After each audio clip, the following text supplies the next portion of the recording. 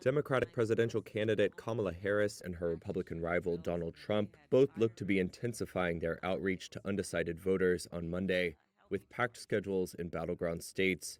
Vice President Harris on Monday held events in 3 of the 7 states expected to decide the winner of the November 5th election. At an event in Malvern, Pennsylvania, Harris sought to define herself apart from the Biden administration. And needless to say, mine will not be a continuation of the Biden administration. I bring to it my own ideas, my own experiences. But it is also about moving past what, frankly, I think has been the last decade of the American discourse being influenced by Donald Trump.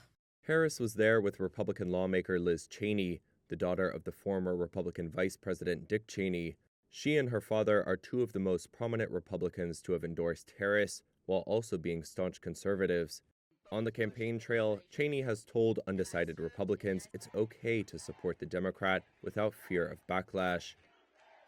On Monday, she portrayed Donald Trump as a threat to the U.S. Constitution. I know that the most conservative of all conservative principles is being faithful to the Constitution.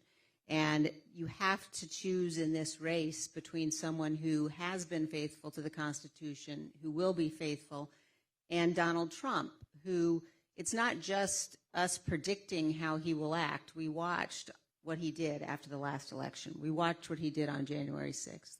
Many Democrats still criticize the elder Cheney for strongly supporting the U.S. invasion of Iraq.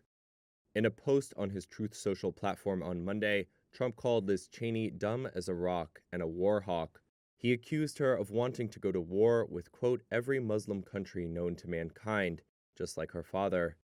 Besides posting on social media, Trump on Monday worked to gin up support in the ultra-competitive state of North Carolina.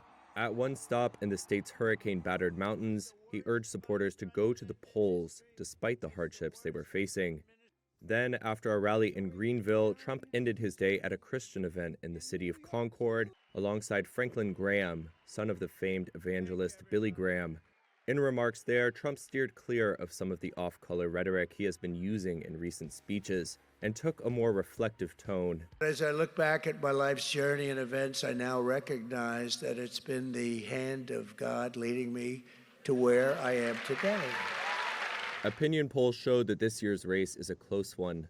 The candidates' frenzied campaign schedules in the final weeks show the importance of small pockets of voters that could put either candidate over the top.